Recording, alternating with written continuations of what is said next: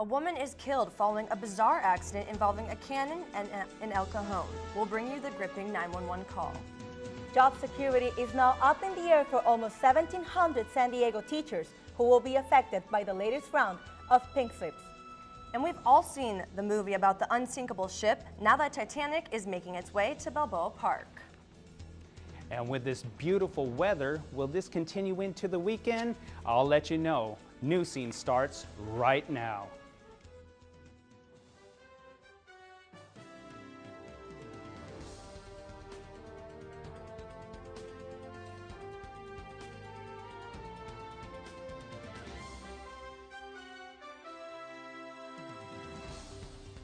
Hello, and welcome to this edition of Newscene. I'm Amanda Brandeis. And I'm Astrid Mendez Medina. Thank you for joining us. A Potrero man is facing multiple charges after accidentally killing his girlfriend using a homemade cannon. 39-year-old Richard Fox and a friend were working on the device at the Twin Lakes Mobile Home Park when it exploded. This is his call to 911. Sir, tell me exactly what happened. We've been drinking a little bit, we had a few beers. I went out there with this stupid homemade cannon with this firework in there, and it went off and blew all through the side of the house, and it hit on the side, and oh my God. Oh my God.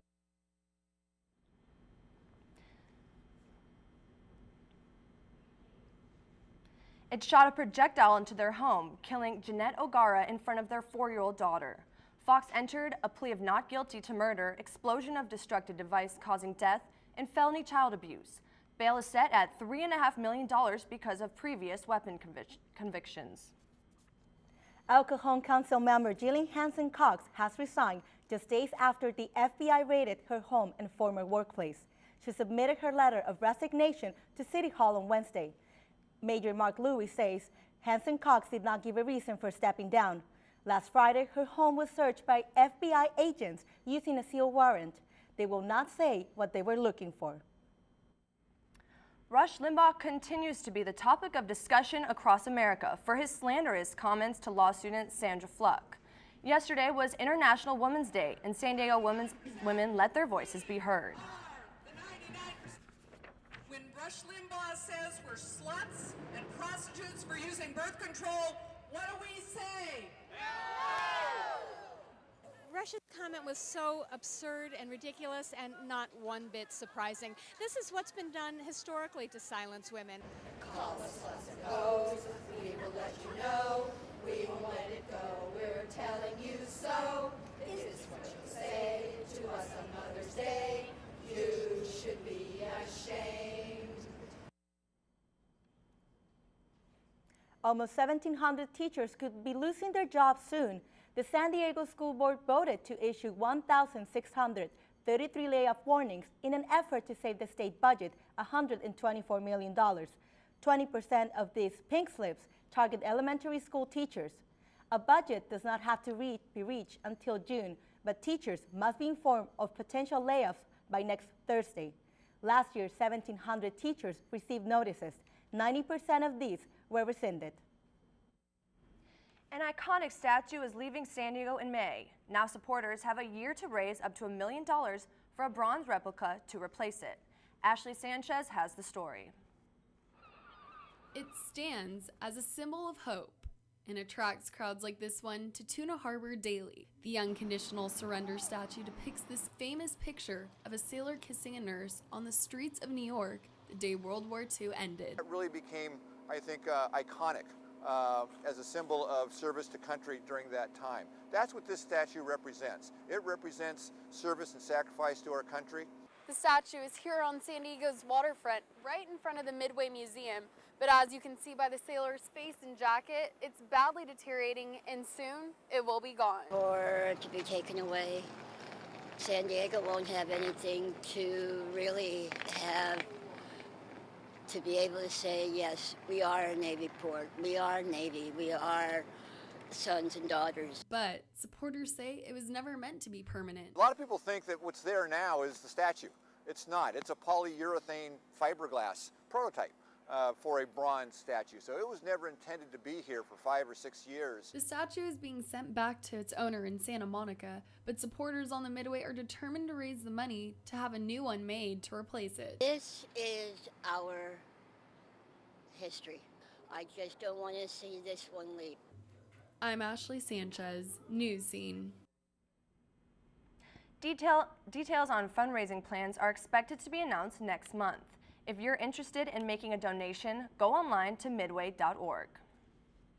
We all know the story of the Titanic, but now, 100 years later, people here in San Diego have a chance to live the experience. Annette Chacon has the story. I've got my ticket to adventure to the Titanic exhibition here in San Diego's Natural History Museum. On April 15, 1912, Titanic, the world's largest ship of its time, sank after colliding with an iceberg, claiming more than 1,500 lives. 100 years later, Titanic, the artifact exhibition, which showcases 200 artifacts retrieved from the wreckage of the Titanic, has arrived at the Natural History Museum in Balboa Park. And it tells the wonderful stories, the heroism, the cowardice, the human interest stories of the people who were aboard the Titanic. Each passenger is given a ticket with an identity of an original passenger, and at the end of the exhibit, visitors can find out if they survived or not. It gives me my identity. I'm a 24-year-old Parisian model, and I'm on the cruise with my illicit lover. He's a married man, so it was quite scandalous, and we both perished, unfortunately. Visitors can expect extensive room recreations, perfume from a maker who is traveling to New York to sell his samples, even china etched with the logo of the elite White Star Line, and pieces of the ship itself. The exhibition will coincide with other commemorative events, such as the re-release of James Cameron's film Titanic in 3D at theaters nationwide. On April 14th and 15th, 2012, we're looking to commemorate the event with some special activities. We're going to be open later. We'll have extended hours. We're going to be showing some special films that are related to Titanic, and we've got some other special ideas up our sleeves as well. Wow, what a great learning experience. And by the way, I did survive. I'm Annette Chacon with photojournalist James Smith, Newscene. Due to the popularity of the Titanic exhibition, visitors are encouraged to buy their tickets in advance online at sdnhm.org or by calling 877-946-7797. A City College business internship program is celebrating St. Patrick's Day a bit differently this year. SIFE, students in free enterprise, along with Campbell's Let's Can Hunger, are bringing awareness and accepting donations in order to feed the hungry. What I do is come out here and try to get students to donate anything they have, like as far as just any kind of change, canned goods. SIFE is also raffling off baskets filled with recipes, Campbell's soup products, and lots of other goodies. For 50 cents a ticket, so it's going to have all those recipes and like even some of the products in there. To contribute or take part in the raffle, you can visit SIFE in front of the cafeteria now up until St. Patrick's Day. Later this evening, San Diego City College faculty and students will celebrate Vegas style for a great cause. The first alumni event will help benefit students' scholarships and college programs. $50,000 as a part of an endowment for the foundation, but we have to match those funds. And so this was one of the ways that we thought would be great to match the funds, to have a good time and to raise money. The event is being held at the Mingay Museum in San Diego starting 6:30 to 10 p.m. The entire museum will be open for the event.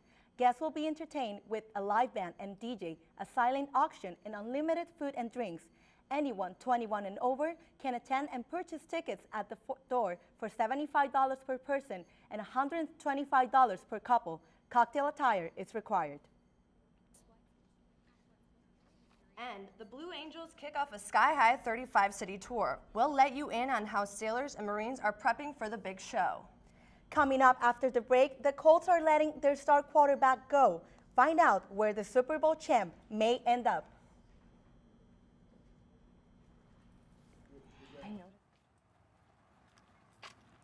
Excuse me. Well, hello. Hi. My internet connection's acting up. Do you know anything about hotspots? You know, if you angle yourself 45 degrees to the north, your computer's Wi-Fi card will extrapolate the router signal more efficiently. Hit enter. It's going to come up with a dialog box.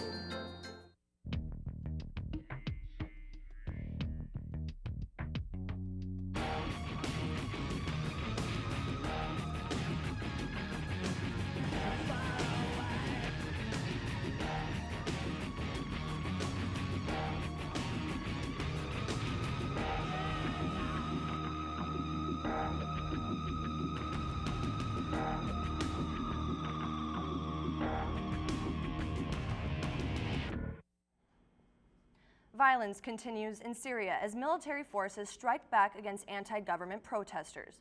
Former UN Secretary General Kofi Annan will visit the capital city of Damascus Saturday to appeal for a peaceful resolution. His visit follows a recently submitted UN plan to provide much-needed aid to Syrian citizens. The United Nations reports that over 7,500 people have been killed since the fighting began last spring.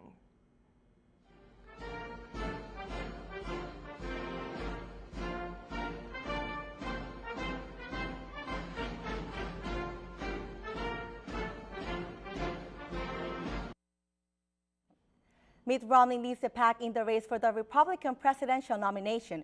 He was the big winner on Super Tuesday. Although the primaries are not over, Romney seemed quite confident while speaking to supporters. What a great night. There are 3 states now tonight under our belt and counting. We're going to get more before this night is over. We're on our way.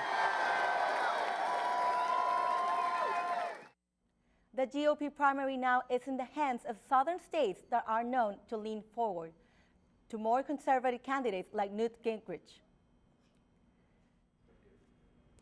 Tomorrow is opening day for the world's oldest and most renowned flight demonstration team.